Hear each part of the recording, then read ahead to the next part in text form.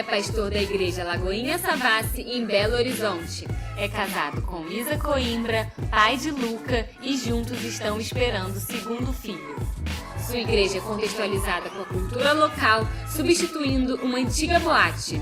A igreja, por ser localizada em ambientes cheios de bares e casas de festas, teve seu trabalho especializado com tribos. Flavinho tem formado novos pastores e líderes de célula que se espalham cada vez mais por Belo Horizonte. É coordenador de células da Lagoinha. Recebam com muito barulho, pastor Flavinho Marques. Aleluia. Glória a Deus. Você pode aplaudir a Jesus agora? Aleluia. Obrigado, Gui, todos os pastores aqui dessa casa. Eu queria convidar você a abrir sua Bíblia comigo em Atos capítulo 17. Atos capítulo 17. Eu quero ler com você a partir do verso 16.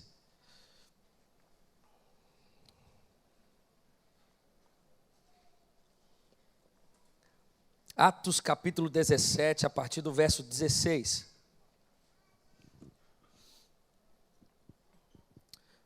A Escritura Sagrada diz assim: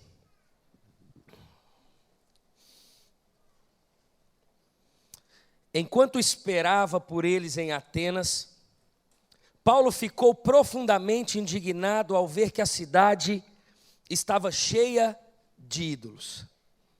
Por isso discutia na sinagoga com judeus e com gregos, tementes a Deus, bem como na praça principal todos os dias, com aqueles que por ali se encontravam. Alguns filósofos, epicureus e estoicos começaram a discutir com ele. Alguns perguntavam: o que está tentando dizer esse tagarela?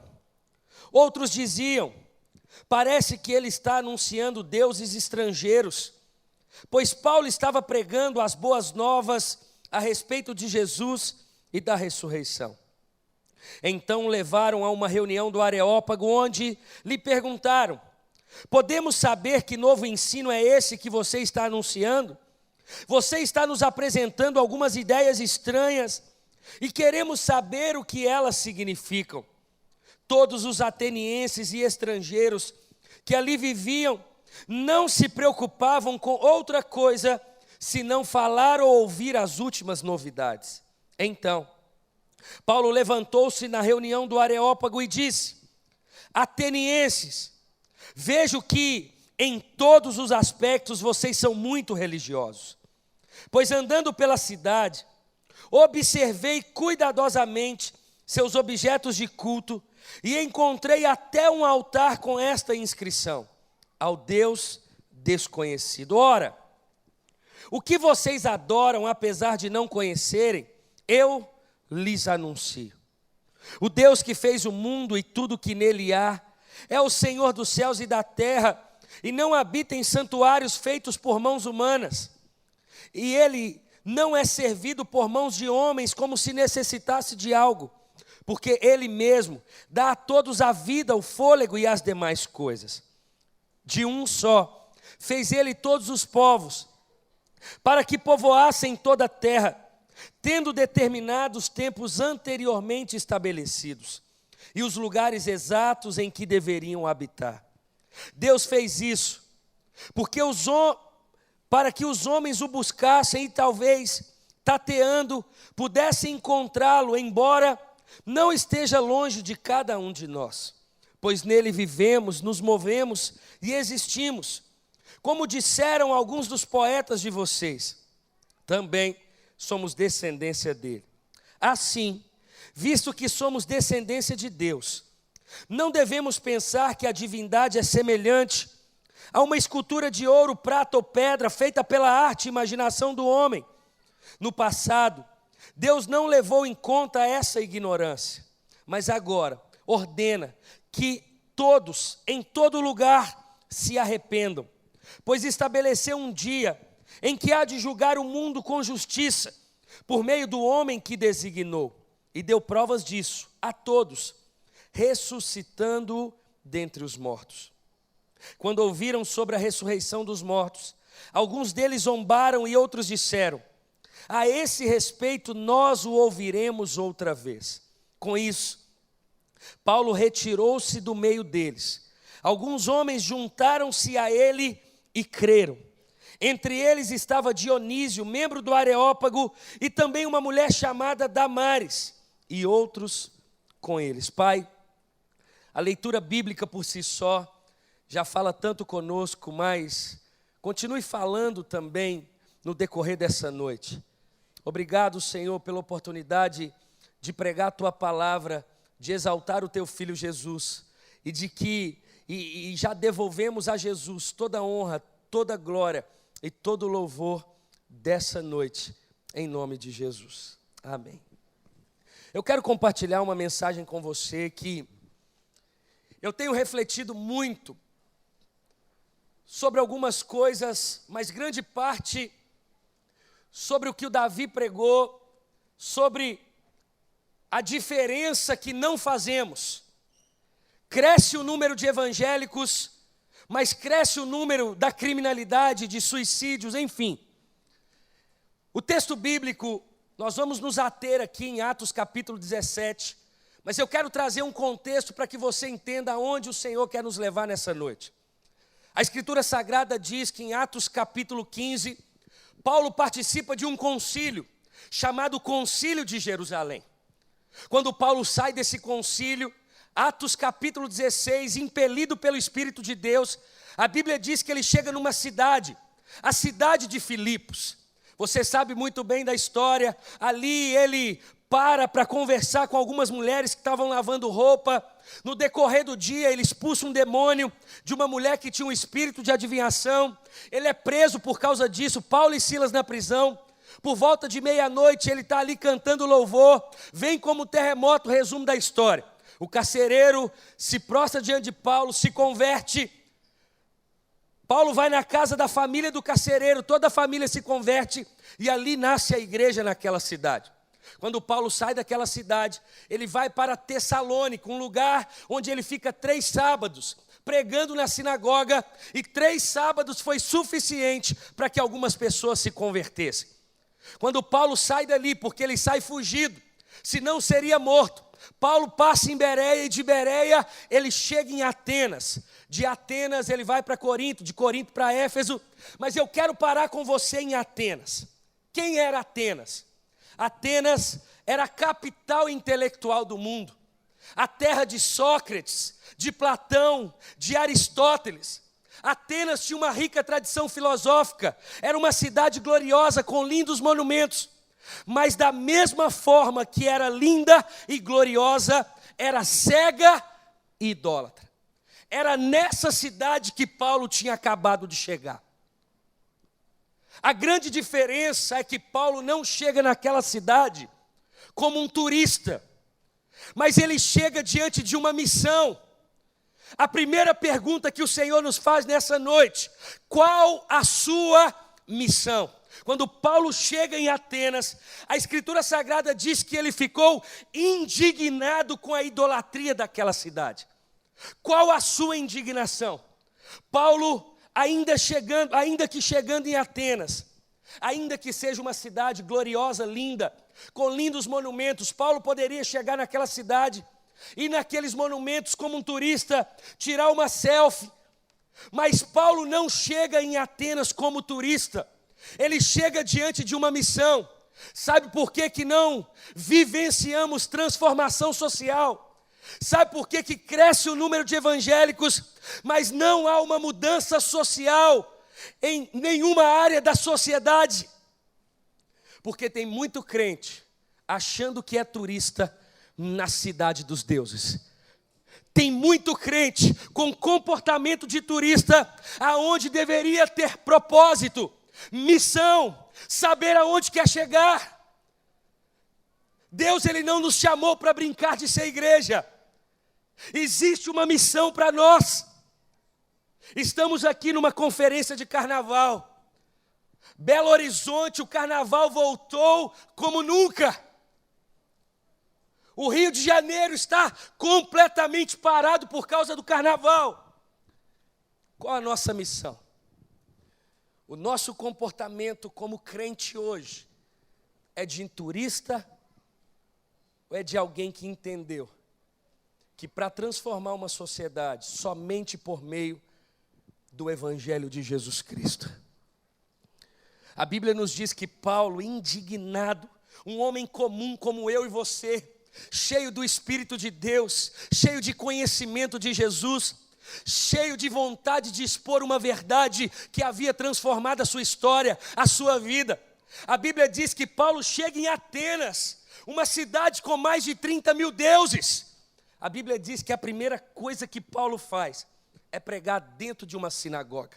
Paulo prega Jesus, a respeito da ressurreição de Jesus. A Bíblia diz que a mensagem de Paulo, a verdade de Paulo, causou um alvoroço naquela cidade. A Bíblia diz que Paulo, não satisfeito de pregar apenas na sinagoga, ele prega agora na praça. Praça de antigamente tinha o nome de Ágora. A Ágora, a praça de antigamente, era um lugar de discutir filosofias, de buscar novos conhecimentos. E Paulo logo pensa: eu tenho algo a ensinar, eu tenho uma verdade a expor. A Bíblia diz que Paulo não prega somente na sinagoga, e agora ele está na praça pública, e agora toda a cidade comentava sobre a verdade de Paulo. Olha o versículo de número 21, a Bíblia diz assim, olha: todos os atenienses e estrangeiros que ali viviam não se preocupavam com outra coisa, senão falar ou ouvir as últimas novidades. Qual a novidade? A novidade a respeito de Jesus, da ressurreição do Filho de Deus. E Paulo pregando agora na sinagoga, na praça. E a Bíblia diz que quando ele estava pregando na praça, dois tipos de filosofias começam a indagar Paulo, a questionar Paulo. Quem era esses? Eu quero expor para você, porque o texto bíblico diz. Primeiro, são os epicureus. Quem eram os epicureus? Os epicureus entendiam que não tinha eternidade, que precisavam viver os prazeres da vida até a sepultura. Em resumo, os epicureus tinham um lema. Qual que era o lema? Bebamos e comamos, porque amanhã morreremos. Ou seja, vamos fazer tudo que a gente pode enquanto a gente está vivo, porque não existe esse negócio de eternidade. E Paulo combatendo, Paulo pregando o Evangelho. Um outro tipo de filosofia eram os estoicos. Quem que eram os estoicos? Eles eram panteístas. Eles acreditavam que tudo era Deus. Era da filosofia de Gabriela Cravo e Canela. Eu nasci assim, vivi assim e vou morrer assim. Preste atenção. Paulo pregando numa praça, combatendo filosofias, diante de uma realidade idólatra. Um homem comum como eu e você, a única coisa que ele tinha, uma verdade no seu coração que precisava ser anunciada, a esperança daquela cidade. Jesus Cristo era o nome dessa notícia que estava sendo anunciada por Paulo. Preste atenção. Só por meio de Jesus o homem pode restaurar o relacionamento dele com Deus. Ele é a boa notícia. Por isso que Paulo, quando escreve a Timóteo, ele diz: olha, não há mediador entre Deus e o homem, senão o homem Jesus Cristo. Qual que é o papel da igreja hoje? Anunciar a boa notícia de Jesus. Porque uma vez que eu anuncio, essa notícia anunciada, ela sai do campo natural, ela entra no campo sobrenatural. Ou seja, olha, eu prego Jesus, e por meio dessa notícia, por meio do sobrenatural, do convencimento do Espírito Santo de Deus, da justiça, do pecado e do juízo, o homem restaura o seu relacionamento com Deus por meio da notícia anunciada. Preste atenção. Paulo, defendendo a Jesus, pregando a respeito da ressurreição de Jesus. Paulo ali na praça pregando. Sabe de uma coisa, irmão? Sabe por que muitas vezes a gente não defende Jesus dentro da faculdade? Cheio de professores que difamam a nossa fé. Sabe por que nós não defendemos Jesus muitas vezes dentro de alguns parentes, dentro das nossas realidades? Porque não temos conhecimento bíblico suficiente para defender a nossa fé. Por isso que nos calamos. Por isso que engolimos algumas coisas. Nós levantamos a nossa mão, nós dizemos que servimos a Deus, mas não conhecemos a palavra de Deus. Não tem argumento. A Bíblia diz que Paulo defendia, mesmo diante de filosofias, ele pregava Jesus. Aquele alvoroço na cidade por meio daquilo que Paulo estava anunciando, por meio da verdade do seu coração. A Bíblia nos diz que Paulo é convidado para pregar agora, para falar dentro de um areópago. O que era um areópago? Era como um tribunal da época. Paulo, ele pregou na sinagoga, a notícia espalhou, não satisfeito, ele prega na praça, a notícia se espalha mais ainda, e agora ele é convidado a pregar dentro de um areópago. Está Paulo agora com a oportunidade de pregar dentro de um areópago. Muito intencional. Aquela missão que eu disse para você no início, ele não estava como turista, ele tinha uma missão a realizar naquela cidade. A Bíblia nos diz que Paulo, a caminho do areópago, ele passa perto de um monumento, de uma estátua, e esse monumento tinha a inscrição: ao Deus desconhecido. Ou seja, por que eles tinham isso? Porque eles não queriam correr o risco de terem esquecido de um Deus. Era como se fosse um monumento de reserva. E Paulo observa aquilo, e a Bíblia diz que quando Paulo chega no areópago, ele diz: atenienses, verso 22, vejo que em todos os aspectos vocês são muito religiosos, pois andando pela cidade, observei cuidadosamente seus objetos de culto, e encontrei até um altar com esta inscrição: ao Deus desconhecido. Ora, o que vocês adoram, apesar de não conhecerem, eu lhes anuncio. E Paulo então começa a expor o seu sermão, a sua verdade. Ele começa a falar da criação, ele começa a falar da grandeza de Deus, ele começa a falar que por meio de Jesus tudo foi feito.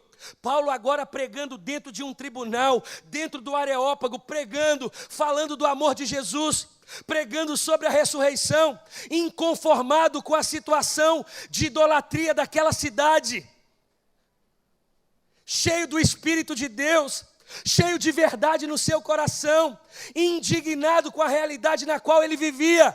A Bíblia diz que ele expõe, e quando ele termina o seu sermão, vem o resultado ou a realidade das pessoas na qual escutaram o seu sermão. E o resultado dessas pessoas, eu chego numa conclusão: todas as vezes que você prega o Evangelho, se desperta 3 tipos de pessoas. E infelizmente essas pessoas estão dentro das nossas igrejas. Quando Paulo, ele termina o sermão, nasce esses 3 tipos de pessoas, se despertam esses 3 tipos de pessoas. O primeiro deles, verso 32.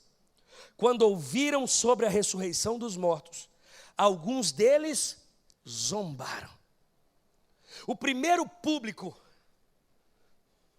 que desperta após você pregar um evangelho, se a gente sair daqui agora e para o meio do carnaval pregar o evangelho, vai despertar 3 tipos de públicos. O primeiro deles é aqueles que zombam. Esses que zombam são comparados àqueles que nos acham envolvidos demais na igreja, bitolados, aqueles que questionam a nossa fé, e até mesmo aqueles que estão dentro da igreja, que criticam o louvor, que criticam a palavra do pastor, a visão da igreja. Os críticos são aqueles que zombam. A Bíblia diz que quando Paulo termina o sermão, dentro do areópago, alguns deles zombaram. Os que zombam são esses, os críticos, aqueles que não acrescentam, que não somam, que são pessimistas, que não amam a igreja de Jesus, aqueles que questionam para o mal. A Bíblia diz que quando Paulo termina o sermão, o primeiro público que desperta, aqueles que zombam. Mas desperta um segundo público, e esse público, infelizmente, ele está dentro das nossas igrejas, e talvez por causa dele, nós não conseguimos ver uma transformação genuína na realidade em que vivemos. A Bíblia diz que alguns zombaram, mas o texto bíblico, continuando, ele diz assim: e outros disseram, a esse respeito nós o ouviremos. A gente vai ter que ouvir de novo. Nós não vamos decidir nada agora. Sobre isso, nós precisamos ouvir novamente. São aqueles que adiam. Esses que adiam são comparados àqueles que dizem assim: não, amanhã eu paro de fazer sexo com a minha namorada. Amanhã, hoje não. Amanhã eu paro com a pornografia. Amanhã eu confesso o meu pecado para o meu líder, para o meu pastor. Amanhã, hoje não. Não, amanhã eu vou ter tempo de qualidade, mais tempo de qualidade com a minha esposa. Amanhã, hoje a minha prioridade é o trabalho. Não, amanhã eu vou ter tempo mais com o meu filho. Amanhã, hoje não. Amanhã eu oro mais. Amanhã eu vou me dedicar mais ao conhecimento bíblico. Amanhã.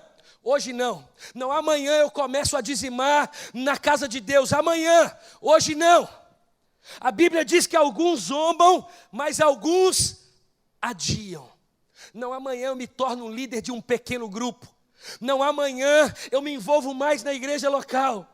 Não, amanhã eu vou investir, eu vou priorizar a minha casa. Ainda que a minha família não conheça Jesus, eu vou priorizar os eventos da minha casa, porque é o momento de eu pregar o evangelho amanhã. Hoje não. O grande problema das igrejas hoje são os que adiam. Os que procrastinam. Não, amanhã eu vou ser o melhor aluno da faculdade, só amanhã. Hoje não. Amanhã eu vou respeitar mais os meus pais. Amanhã eu vou pedir perdão para aquela pessoa que eu já não converso há anos. Amanhã, hoje não. Amanhã eu vou perdoar aquele que eu não tinha perdoado. Amanhã, hoje não. Amanhã eu vou me debruçar na Escritura Sagrada, eu vou ler toda a Bíblia, eu vou parar de ler porcaria, e eu vou ler comentários expositivos, eu vou ver algo que agrega no meu conhecimento. Amanhã, hoje não. Amanhã eu paro de priorizar o WhatsApp, o Instagram, para ler a palavra, para ter comunhão com Deus, para pregar o Evangelho. Amanhã, hoje não. A Bíblia diz que Paulo tinha acabado de terminar o sermão. Alguns deles zombaram, mas outros adiaram. E assim a gente vive, de conferência após conferência, dizendo amanhã. Hoje não. Amanhã eu prego mais o Evangelho. Eu tive uma experiência há uns 13 anos atrás, com um rapaz, era um líder, era um discípulo, e esse menino era um líder de um pequeno grupo, fazia um trabalho lindo. Esse rapaz, num dia de semana, ele tinha que pegar algo na casa da irmã dele, era umas 9 horas da noite, a irmã dele morava umas 4 quadras dele, 4, 5 quadras dele, ele sai de casa umas 10 para 9 horas da noite, rumo à casa da sua irmã para pegar o que ele precisava pegar. Quando ele está no caminho, já tinha passado uns 2 quarteirões, ele avistou um rapaz que estava no passeio, como se estivesse esperando alguém, e estava em frente a um lote vago, um lote vago que era fechado com arame enfarpado, cerca de arame enfarpado. E quando ele avistou esse rapaz, o Espírito de Deus falou assim com ele: eu preciso que você fale do meu amor para aquele rapaz. Ele ficou meio acanhado, talvez, achou que era perigoso, 9 horas da noite, só tinha aquele rapaz na rua. E ele então resistiu, ele já estava passando pelo rapaz. Quando ele passou pelo rapaz, o Espírito de Deus falou mais uma vez com ele: olha, fala do meu amor para ele. Ele não falou, ele seguiu diante. Quando ele passou do rapaz, mais uma vez o Espírito Santo falou com ele: olha, você não vai falar do meu amor para ele. Ele olhou para o rapaz estava do mesmo jeito esperando alguém. E ele não falou do amor de Deus, ele foi para a casa da irmã dele. Ele ficou entre 15 e 20 minutos lá, ele pegou o que ele precisava pegar. E ele foi embora. Voltando pelo mesmo caminho, quando ele passa em frente àquele rapaz estava pendurado, morto, pendurado naquela cerca de arame enfarpado. Amanhã, hoje não. Esse rapaz me contava, ele disse: pastor, eu vou pregar o evangelho para todo mundo. Se eu parar no posto, eu vou pregar para o frentista. Se eu for na farmácia, eu vou pregar o evangelho. Aonde eu for, eu vou pregar o evangelho. Um sentimento de culpa. Amanhã, hoje não. Amanhã eu santifico o meu namoro. Amanhã eu honro a minha casa, a minha família. Amanhã eu aprendo a cuidar dos meus recursos. Amanhã eu faço uma faculdade. Amanhã eu me capacito. Amanhã. Hoje não. A Bíblia diz que alguns zombaram, outros adiaram. Mas a Bíblia fala de um terceiro público. A Bíblia diz assim, verso 33, continuando 34. Com isso, Paulo retirou-se no meio deles. Alguns homens juntaram-se a ele e creram. Entre eles estava Dionísio, membro do Areópago, e também uma mulher chamada Damares, e outros com eles. Todas as vezes que você propõe que você não vive como turista, que você vive diante de uma missão, você sabe o que você quer, você sabe o que Deus quer de você, você sabe aonde você quer estar daqui 5 anos, você tem propósito de vida, você não vive de proposta, você vive de propósito, você sabe o que você quer, sangue no olho, cheio do Espírito de Deus, conhecedor da Escritura, com uma vida cristocêntrica, com uma vida que exalta Jesus, você sabe o que você quer. Quando você se propõe a pregar o evangelho, vai despertar aqueles que zombam, vai despertar aqueles que adiam, mas sempre vai existir aqueles que creem. Esses disseram para Paulo assim: Paulo, olha, eu creio nisso que você disse, eu aceito esse Deus que você serve. Paulo, você não está sozinho nessa missão em Atenas, eu estou com você, Paulo. Olha, eu não quero título, eu não quero holofote, eu quero pregar o evangelho, Paulo. Eu quero ser como você, eu quero participar dessa missão. A pergunta para mim, para você nessa noite é: quem nós somos? Aqueles que têm zombado, aqueles que têm adiado, ou aqueles que creem? Não, amanhã eu abro a minha casa para pregar o evangelho. Amanhã, hoje não. Hoje eu estou cansado, hoje a minha prioridade é outra.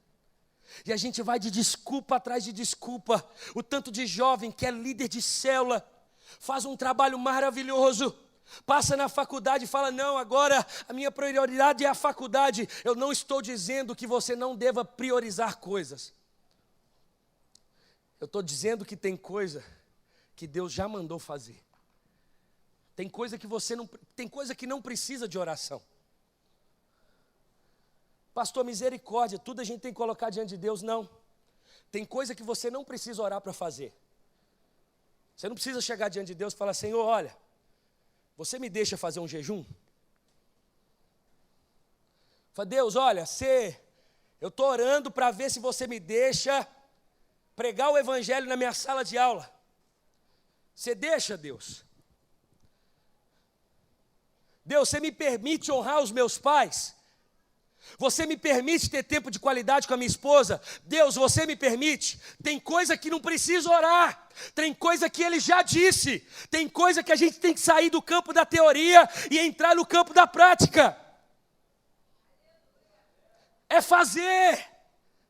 Esses que creram, é esses que precisam se despertar dentro das nossas igrejas. São esses que sabem o que quer. São esses que vão virar para o seu pastor local e vai dizer: olha, pastor, eu estou com você, vamos fazer trabalhos, olha, Deus me direcionou isso. São esses que priorizam o relacionamento com Deus. São esses que estudam. São esses que abraçam a visão da igreja. Mas infelizmente, o maior público no nosso meio são os que procrastinam. Amanhã. Hoje não. Amanhã eu paro de masturbar. Amanhã, hoje não. Amanhã eu paro de ficar vendo pornografia na internet. Amanhã. Hoje não. Amanhã eu oro mais. Hoje eu só vou orar isso amanhã. Talvez é por isso que cresce o número de evangélicos. Mas o índice de tudo que é ruim aumenta. Porque nosso comportamento é um comportamento de turista. A gente está muito mais preocupado com seguidores virtuais do que fazer discípulos físicos para Jesus. Nós nos escondemos, preste atenção, existe uma cidade idólatra, não há diferença de Atenas para Belo Horizonte, não há diferença de Atenas para o Rio de Janeiro, não há diferença de Atenas para a sua casa, para a sua família, não há diferença, e principalmente com os da nossa casa, amanhã, hoje não. E assim a gente pede oportunidade de aniversários, de Natal, de festas familiares, aonde a gente pode orar, aonde a gente pode pregar. Essa semana, uns 2 dias atrás, eu estava em Londrina pregando, e uma menina lá da Savassi entrou em contato e disse: pastor, eu não sei o que fazer. Eu falei: me diga. E ela disse para mim: olha, pastor, você sabe, meu pai faleceu, e meu pai era um homem incrível, eu não tenho um A para falar do meu pai. Meu pai era um pai presente, ele era um pai amigo, e meu pai faleceu, você sabe disso, e meu pai é muito conhecido na cidade em que eu morava, é uma cidade do interior de Minas. E meu pai, enquanto ele era vivo, ele criou um bloco de carnaval. E depois que o meu pai faleceu, aí que a minha família mais vai lá para o interior, é como se fosse um bloco atributo ao meu pai. E eu não sei, pastor, se eu vou, se eu fico, porque você sabe, eu me converti tem 1 ano, e eu já não tenho mais graça com essas coisas, para te falar a verdade, eu não estou com vontade nenhuma de ir, mas eu sei que se eu não for, eles vão jogar a culpa, porque agora eu me converti a Cristo, eu não sei o que vai fazer, o que eu vou fazer. Falei: olha, você tem que fazer o que Deus está mandando você fazer. Você já orou? O que Deus te falou? Agora, se você quer a minha opinião, eu acho que você tem que ir. Porque talvez no ano, você não terá outra oportunidade de ter a sua família toda reunida. E a sua família nunca precisou tanto de alguém cristão que não adia, mas que crê no meio dela. Você tem a oportunidade de conversar com seu primo, de conversar com a sua mãe, de encontrar os seus tios. Eu não estou dizendo para você pular carnaval com eles, eu não estou dizendo para você fazer o que eles fazem. Sabe um grande problema que eu tenho percebido, principalmente nas conferências do Brasil? Nós estamos vivendo uma redoma, uma bolha que só busca experiência. É como se pegasse o povo aqui dessa terra e levasse esse povo ao céu. Não, olha, vamos aqui, olha, vamos para o céu. E fica ali todo mundo só na fritação e aquela coisa. É pegar a terra e levar para o céu, é o natural indo para o sobrenatural. Mas a Bíblia não nos ensina isso. A Bíblia nos ensina o contrário, é o sobrenatural tocando o natural, tocando o seu trabalho, tocando a sua faculdade, a sua reputação dentro do seu trabalho, o seu testemunho dentro da sua faculdade, o seu testemunho dentro de casa, como filho, como pai, como irmão. É o sobrenatural tocando o natural. Jesus, Lucas 10, a Bíblia diz que Jesus ele pega ali aquelas 72 pessoas, a comissão dos 70, e ele diz: olha, não é eles que vão vir até nós, nós vamos até eles, nós vamos bater de casa em casa, e olha, e se tiver enfermo, você vai orar, e eles serão curados. É o sobrenatural tocando o natural. A gente tem que sair da bolha. A gente só conversa com crente. A gente só prioriza crente, um irmão seu de sangue, ele te pede uma camisa emprestada, você briga com ele até amanhã de manhã. Se alguém da igreja te pede uma roupa emprestada, você abre o guarda-roupa e fala, escolhe. Até que dia a gente vai priorizar mais as pessoas da igreja do que as pessoas da nossa casa? Eu não estou dizendo que você não pode ter amizade, eu não estou dizendo que você não pode estar envolvido, que você não pode sair para comer, que você não pode ter amigos dentro da igreja. Não estou dizendo isso. Eu estou dizendo que precisamos encontrar um equilíbrio, parar de adiar, parar de viver como turista e entender a missão de Deus para mim, para você. Qual a sua missão dentro da sua casa? Qual a sua missão como pai? Qual a sua missão como cidadão? Qual a sua missão como crente dessa casa? Qual a sua missão enquanto patrão, enquanto funcionário, enquanto aluno, enquanto professor? Qual a sua missão? Amanhã, pastor. Hoje não. A Bíblia diz que quando Paulo termina o sermão, alguns foram com ele dizendo, olha, a sua mensagem me impactou, Paulo. Eu entrego a minha vida a esse Jesus que você está dizendo. Olha, eu largo esses 30 mil deuses aqui dessa cidade idólatra para servir esse Deus desconhecido que você me apresentou hoje, Jesus Cristo. Olha, eu entrego a minha vida para Ele, Paulo, eu estou com você nessa. Preste atenção. Existe uma responsabilidade sobre nós. Por isso que Paulo vai dizer assim, olha, eu fiz de tudo para com todos, para que permanecessem alguns. Nem todos vão crer. Existem aqueles que vão zombar. Existem aqueles que vão adiar.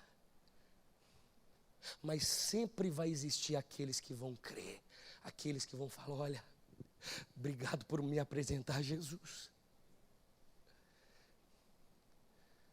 A pergunta que o Senhor nos faz nessa noite: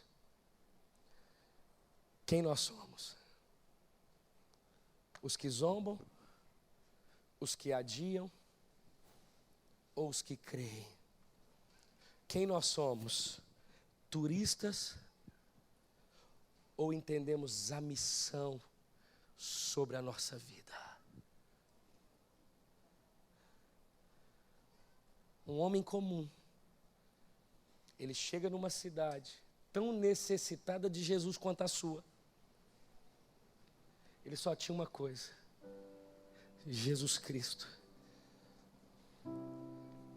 Ele era intencional.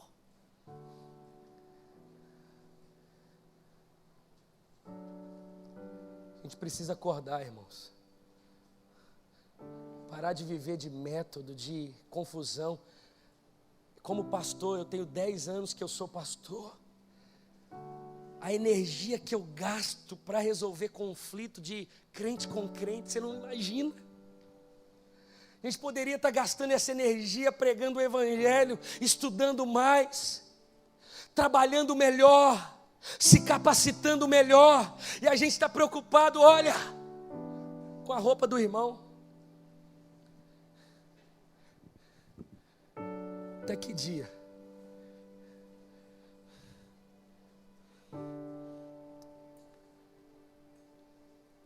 Vamos rasgar essa Bíblia, vamos embora.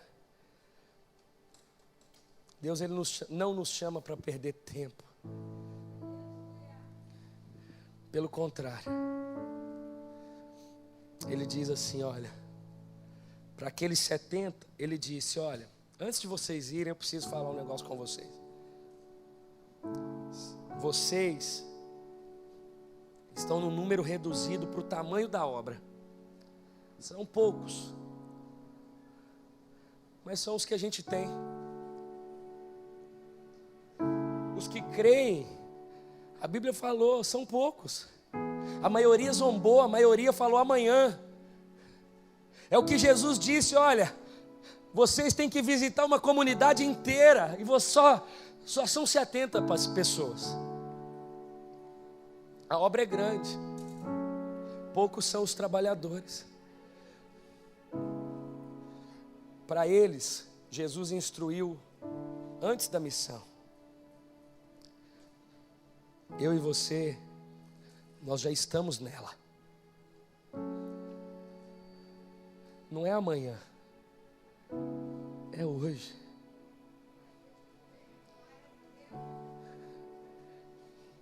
Jesus, ele diz, olha, bata de casa em casa. Ah, pastor, mas eu não tenho capacitação. A mulher samaritana também não tinha. Ela tinha acabado de beber a água, transformado a vida dela. Ela foi na cidade, buscou a cidade toda para encontrar com Jesus. O gadareno tinha acabado de ser liberto. Jesus, deixa eu ir com você. Não. Vai lá na sua casa, abre uma célula, fala tudo que eu fiz na sua vida. Não tinha seminário. Não tinha nada. Muitas vezes a gente esquece o que a própria palavra diz. Não é você quem fala, mas é eu que falo através de você. Eu não estou descartando conhecimento. Quando Paulo chega em Éfeso, ele os batiza no Espírito Santo. E a primeira coisa que ele faz é abrir um seminário. 2 anos ensinando. A junção da experiência, do poder do Espírito, com conhecimento. Acontece avivamento, como aconteceu em Éfeso, naquela época. Atos 19. O problema é que a gente quer viver os 2 extremos. Ou a gente é crítico demais por conhecer demais, ou a gente não conhece nada e acha que a espiritualidade é só ficar numa redoma. A espiritualidade tem a ver com aquilo que a Escritura diz: tudo quanto fizerdes, fazei para a glória de Jesus, porque dele, por ele e para ele são todas as coisas. No dia que você tiver uma vida que exalta Jesus, quando você busca conhecimento de Deus, e quando você diz para ele: olha Jesus, eu sou esses que creem, eu tenho princípios, eu tenho valores, eu não sou levado pela moda, pela cultura. O que me direciona é tão somente o teu Santo Espírito. Ele revela para mim tudo que a tua palavra diz. A gente precisa orar mais, buscar mais direção de Deus. Uma geração perdida, não sabe o que faz. Eu fui pregar na PIB de Copacabana hoje, estava lá assim: olha, a Bíblia é a carta de Deus para você. A oração é a sua carta para Deus. Não tem relacionamento. Se não tem relacionamento, não tem espiritualidade profunda, sadia, sustentável. E a gente é uma geração superficial. Está aí. Amanhã, depois de meio-dia, a gente vai ver aí qual foi o resultado do carnaval. Talvez não, talvez só na segunda-feira, porque em muitos lugares só termina domingo. Será que Jesus se revelou ao nosso coração à toa? Não fostes vós que me escolhestes, mas eu escolhi a vós outros. Ele não chama ninguém. É como se Jesus chamasse alguém, quando a pessoa chegasse perto dele, ele fala: não, pode deixar. Se ele chama, é porque ele tem algo para fazer. Se você é um desses que quer se posicionar hoje diante daquilo que Deus falou com você, a mensagem do pastor Davi, em tudo que você ouviu nessa conferência, naquilo que Deus falou com você agora, se você hoje quer se posicionar como aqueles que disseram: Paulo, eu estou com você, eu creio, eu não quero adiar, eu não quero zombar, eu não quero ser turista, eu não quero ter comportamento de turista. Se você é um desses, eu quero que você fique de pé, porque nós vamos orar. Você que vai enxergar essa cidade com uma nova ótica, com a ótica de Deus. com compaixão, com amor, com disposição, com ousadia, com intrepidez, com sangue no olho, com conhecimento, com espiritualidade, com vida de oração.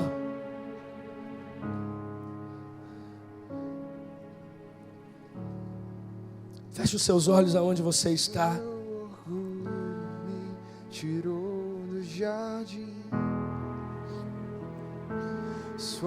Levante as suas mãos, feche os seus olhos. Diga para Ele que você não quer mais adiar. Diga para Ele que você não vai deixar para amanhã, é hoje. O que é que você quer, irmão? Pois o amor não se compra, nem se merece. O amor se ganha. Feche os seus olhos, levante as suas mãos. Graça o recebe. Fale com Ele, deixa Ele falar com você. Eu quero conhecer Jesus. Quero conhecer Jesus. O meu orgulho me tirou do jardim. Sua humildade colocou o jardim em mim. Se eu vendesse tudo que tenho, em troca do amor eu falharia.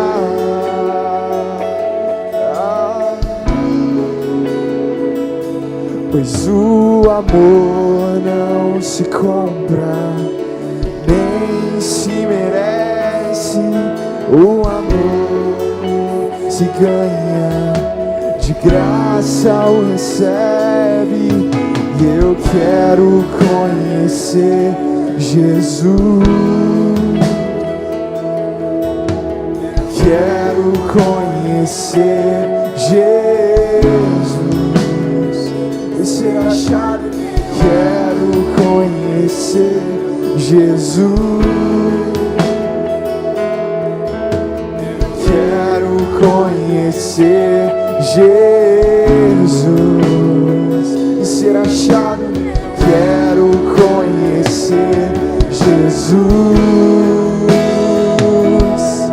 Eu quero conhecer Jesus.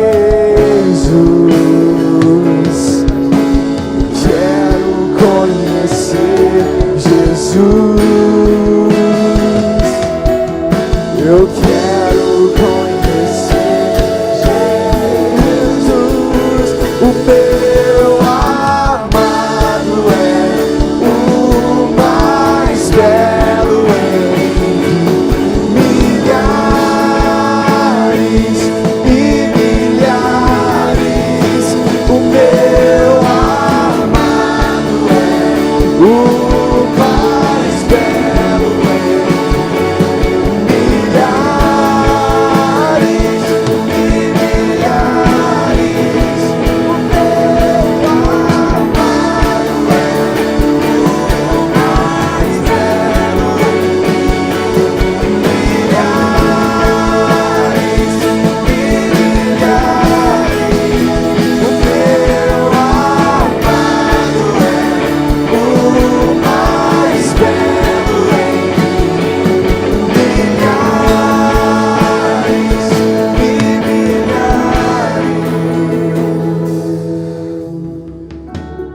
Pai, nós,